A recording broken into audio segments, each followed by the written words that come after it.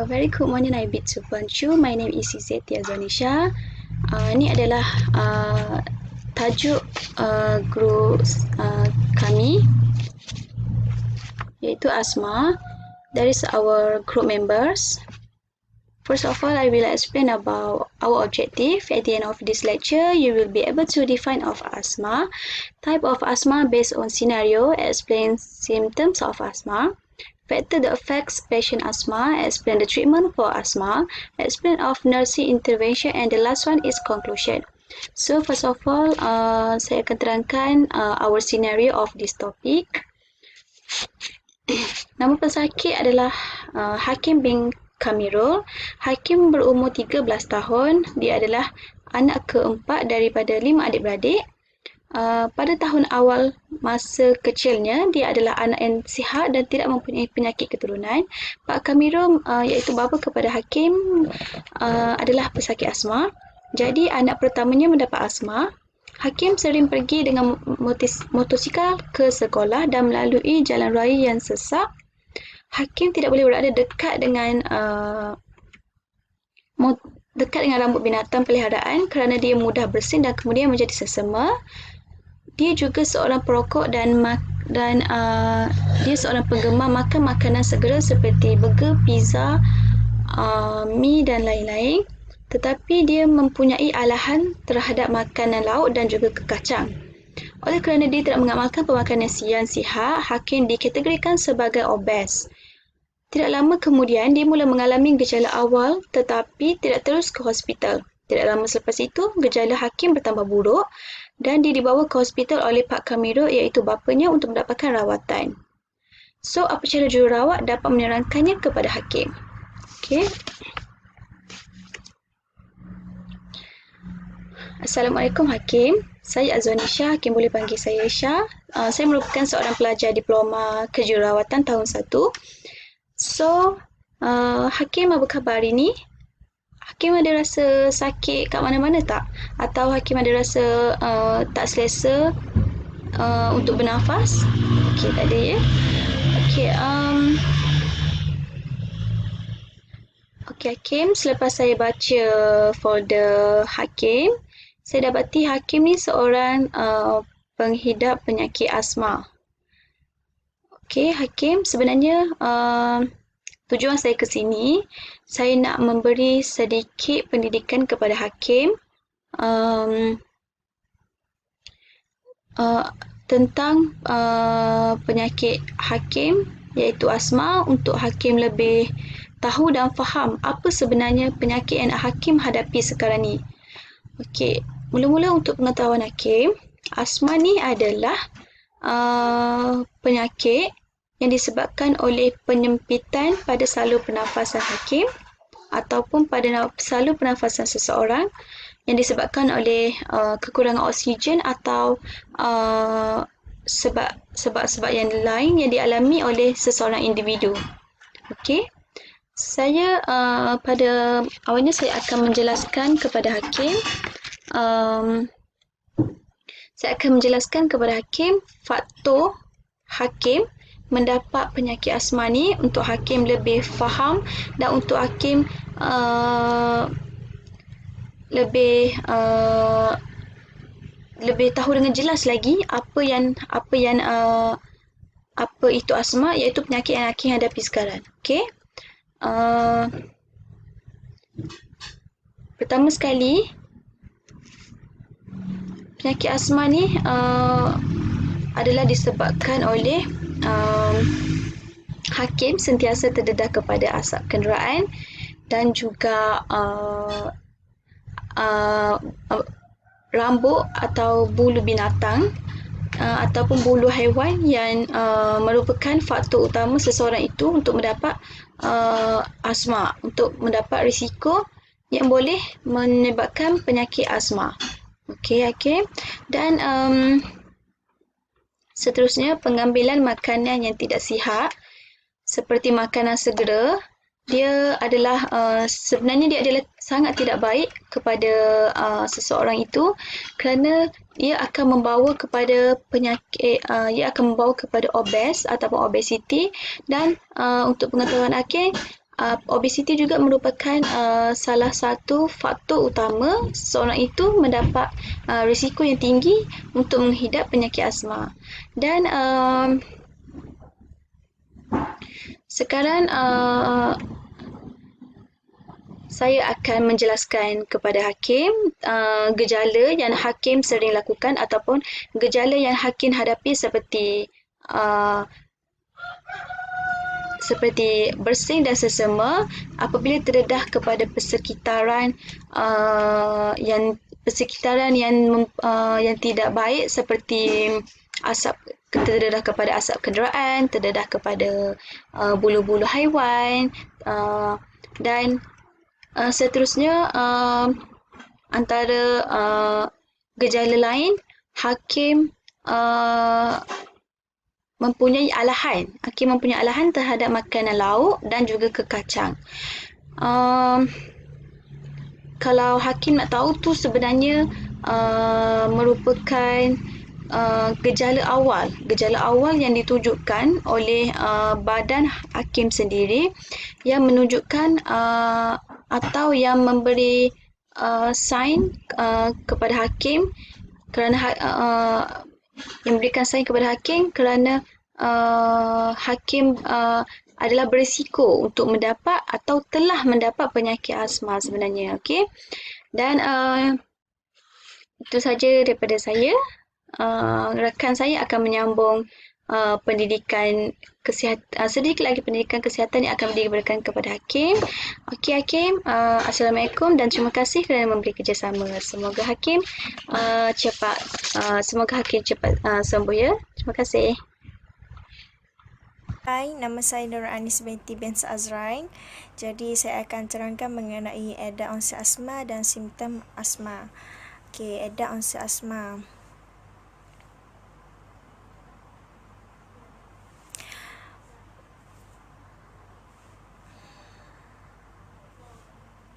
Women are more likely to develop asthma after age 20.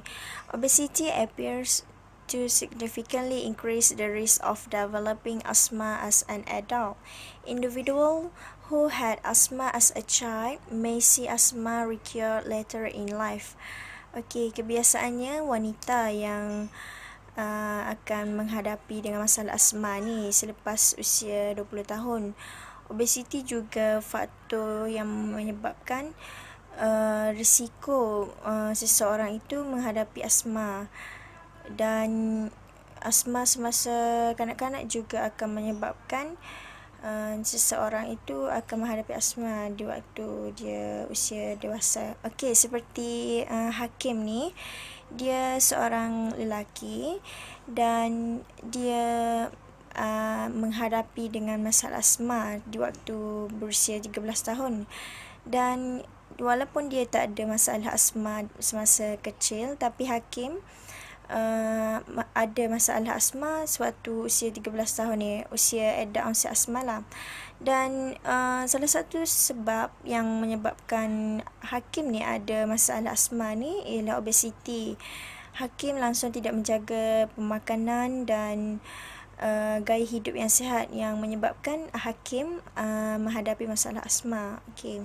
So, childhood and adult asthma have several similarities such as symptoms and standard treatment, but there are also differences.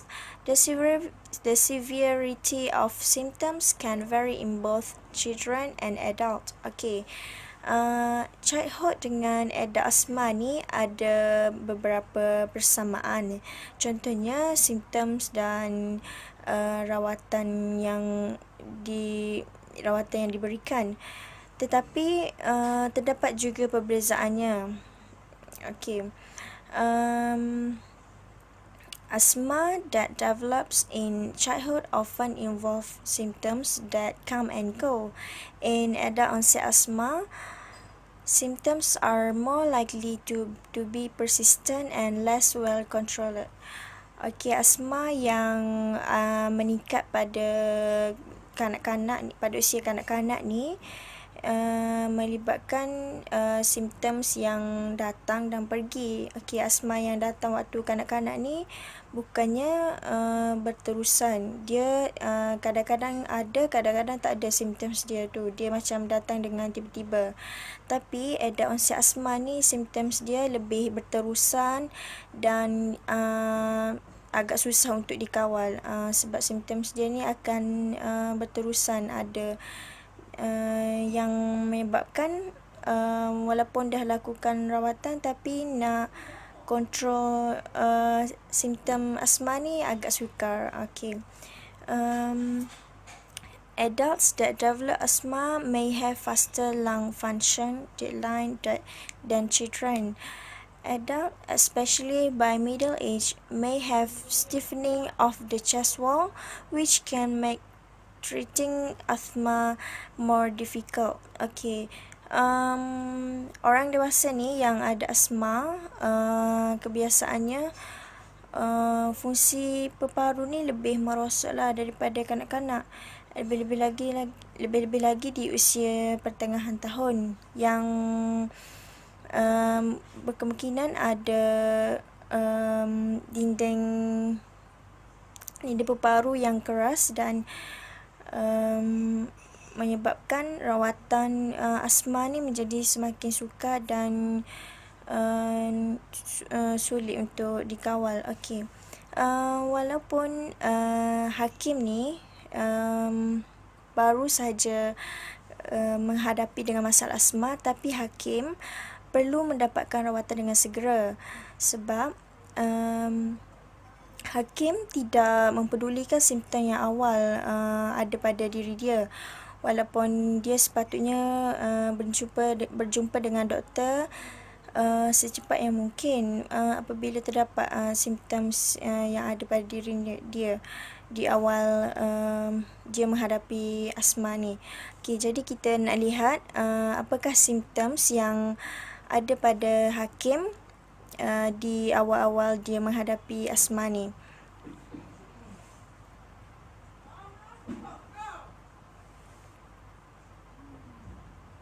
Okay. Firstly is shortness of breath.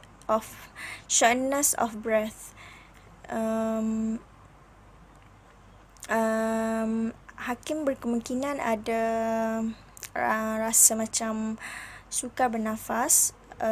Contohnya shortness, bernafas dalam keadaan tercungap-cungap, macam tak cukup nafas. And then difficulty breathing, susah untuk bernafas. Dry cough, batuk kering. Night cough, okay, setiap malam batuk sehingga menyebabkan susah nak tidur, tak boleh nak tidur sebab batuk yang ada ni. And wheezing, bersin, asyik sesema je. Dan chest pain, berlakunya macam sesak nafas ataupun sakit dada. Jadi hakim ni sepatutnya berjumpa dengan doktor segera yang mungkin kerana simptom-simptom yang ada pada dia ni dah menunjukkan yang dia ada asma, tapi hakim tidak berjumpa dengan doktor dengan segera. Jadi pada saya, hakim ni perlu mendapatkan rawatan dengan segeralah, berjumpa dengan doktor jika tanda simptom ni datang balik dan dapat kawal lah asma yang dia hadapi ni, supaya asma yang dia hadapi ni tidak menjadi lebih teruk dan membahayakan diri dia. Jadi itu saja daripada saya. Sekian, terima kasih. Hello to my lovely madam. So today I would like to present about a factor that affects risk developing asthma. So this is the 5 factors why hacking get the asthma. So the first is cigarette smoke, respiratory illness, obesity, allergies, exposed to environmental irritants. So I would like to present in 2 language. The first is English language. The second is Malay language, to make us more understand. So the first is cigarette smoke. So Hakim is the smoker. So when a Hakim inhales tobacco smoke, irritating substance settles in the most lining of this airway. This substance can cause an attack in Hakim asthma. So um, who has asthma? In addition, tobacco smoke damage tiny hair-like structures in the airway called cilius. Normally, cilius with dust and mucus out of the airway. What I mean here is apabila hakim menjeduk asap tembakau, so bahan yang menjekakan atau bahan yang teruk meletak di lapisan saluran udara yang lembat. Bahan-bahan ini juga boleh menyebabkan sarangan pada hakim yang menghidap asma yang demikian itu. Selain itu, asap tembakau juga boleh merosakkan struktur seperti bulu pada rongga hidung kita ni, rambut kecil di saluran udara yang disebut sebagai cilia. Okay. So biasanya cilia menyapu debu atau memerangkat debu. So dia juga memerangkat debu dan lendir keluar dari saluran udara. The second is respiratory illness. Okay, this is because airborne or the substance such as pollens, dust, or mites, mold spore, pet dangers, or particles of cockroach with respiratory infections such as the common cold, physical activity or exercise induce asthma, which is like bahan-bahan yang di udara seperti debunga, tungau, you know what tungau? Macam amo-amo. Spora, acuan bulu binatang peliharaan atau zarah sisa zarah kecil binatang apa semua juga boleh menyebabkan jangkitan pernafasan seperti selesema biasa ataupun bersin sneezing. So that's why can cause the asthma. So the third is obesity. So Hakim already has the obesity. Why? Hakim the obesity can cause the asthma. So excess weight around the chest and abdomen might constrict the lungs and make it harder to breathe. According to the Hakim asthma, so Hakim has the fat tissue also produce inflammatory substance that could impair lungs function and lead to asthma. So here is berat badan yang berlebihan di sekitar dada dan perut Hakim juga mungkin menyempitkan paru-paru dan menjadikannya lebih sukar untuk bernafas. So that's why can cause the asthma.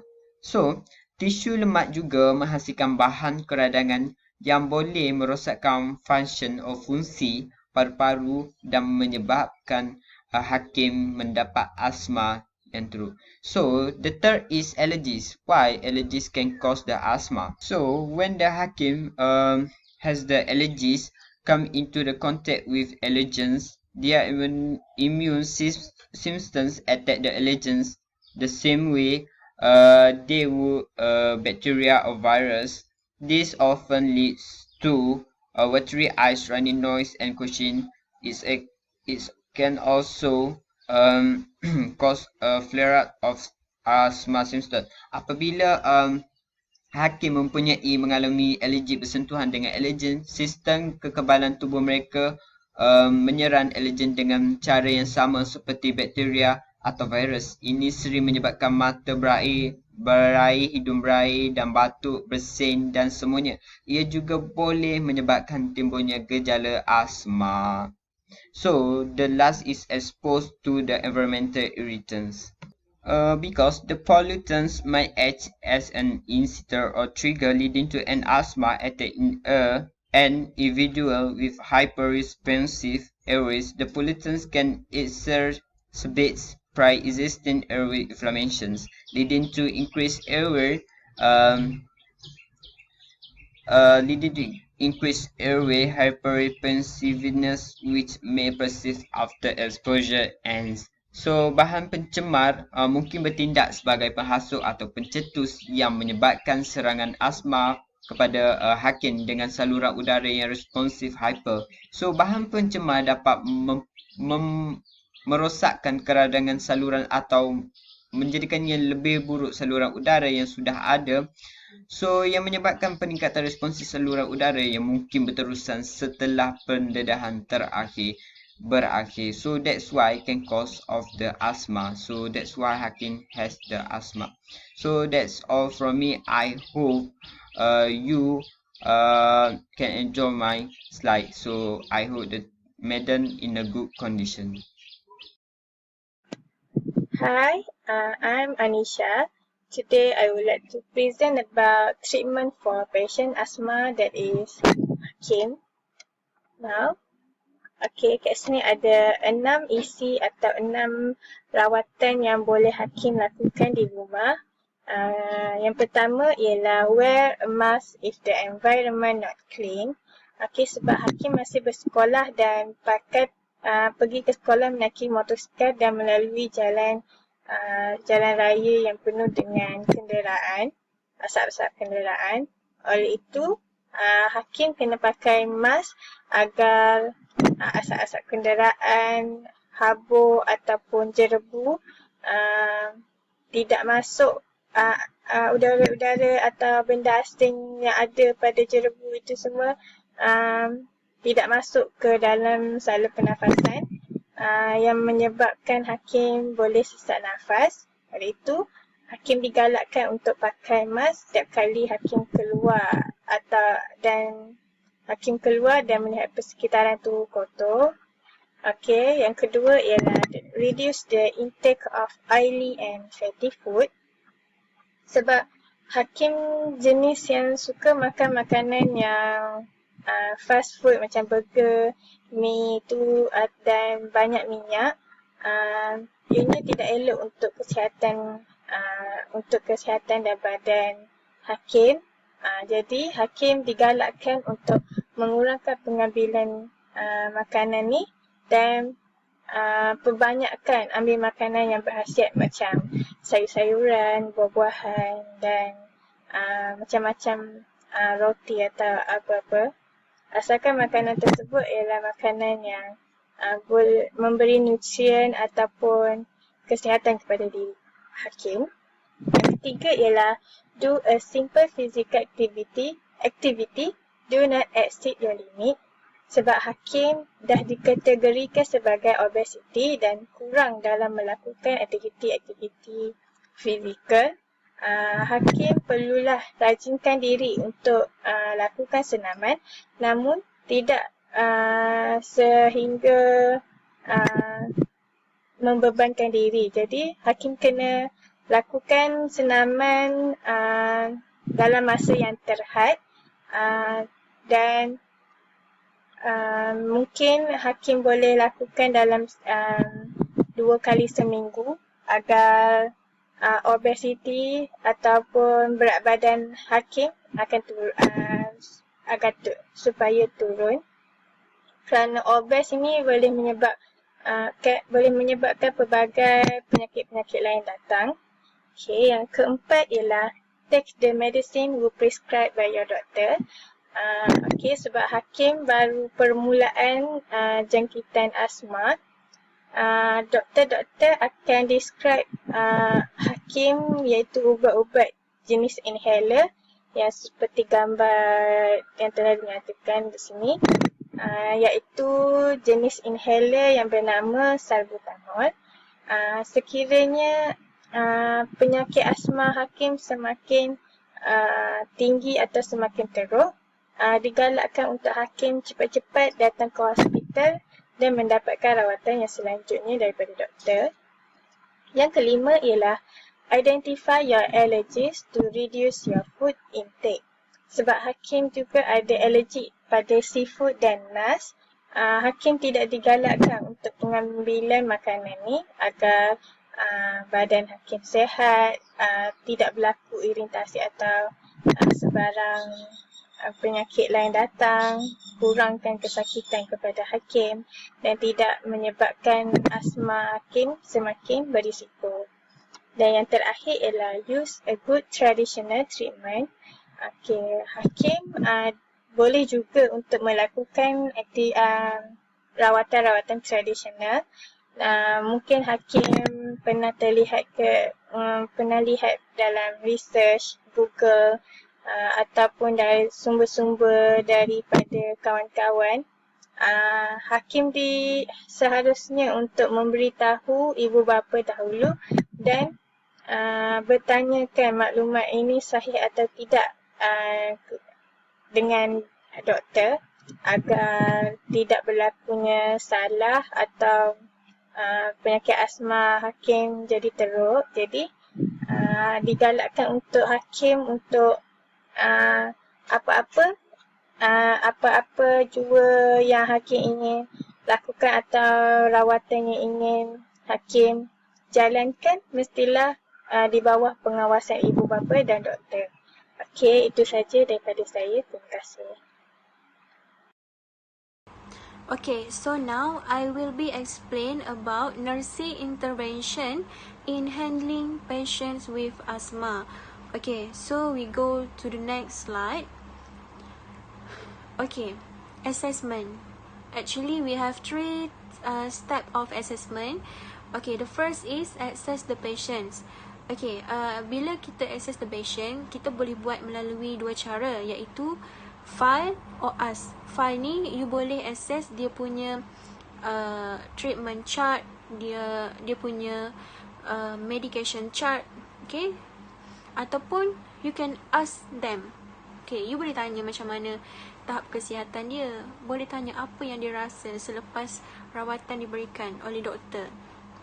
Okay, for the second, access the sound of patient's breath. Okay, you boleh access dia punya pernafasan tu macam mana, normal ke ataupun abnormal.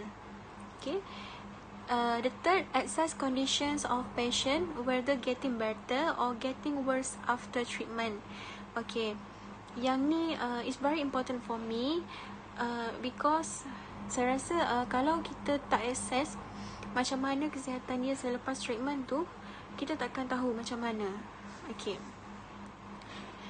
so what nurse need to do? Okay, the first, checks the flow of patient's breathing, whether getting better or worse.